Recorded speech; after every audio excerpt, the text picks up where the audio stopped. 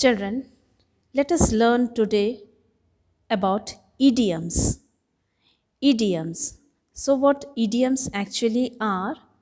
They actually are the words or the phrases that aren't meant to be literally taken. So, something what is written, the meaning is just the opposite. So, those they are the sentences or the words and phrases which aren't to be taken literally. Means whatever is written, they do not mean that literally, rather they mean something else. For example, if I say someone has a cold feet, so cold feet is an idiom used in the sentence. But when I say someone has a cold feet, that doesn't mean his toes are very cold. But what does it actually mean? Means it actually means that that person is really nervous. Got it? So these are the meanings of idioms. Let us go through some examples, it will be more clear.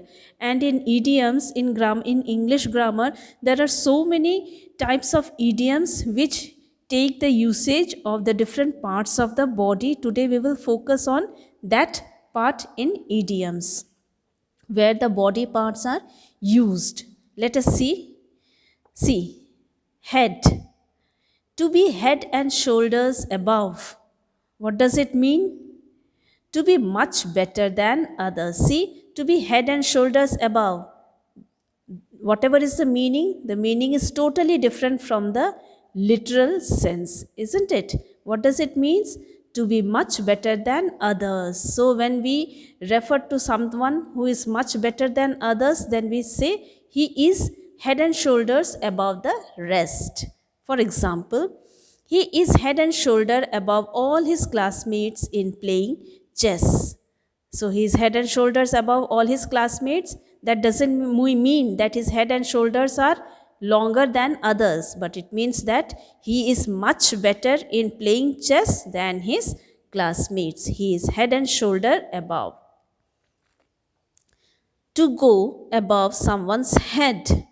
So, to go above someone's head, it doesn't mean that someone is passing through someone's head or passing over someone's head.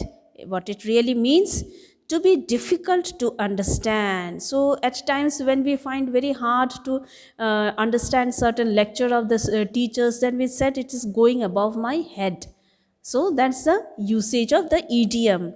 For example, this new concept in math is going over my head, so I'm not able to understand it. The new concept in math is going over my head. So that's the meaning of to go above someone's head. So these were the two idioms which are generally used with the head. Then let us come to the hair, another part of our body. To make the hair stand on end. In Hindi we say rongte khade ho jana. So to make the hair stand on end, to make someone very scared. For example, the movie was so horrifying that my hair stood on end. The movie was so horrifying that my hair stood on end. So, hair stood on end is the idiom which is being used in this sentence. To make the hair stand on end. Next one, with the face. To face something, this is quite comprehensible. To face something, which means to meet or accept boldly. To face something, to meet or accept boldly. For example, you have made the mistake, now you have to face the consequences. So, face, the usage of face as an idiom.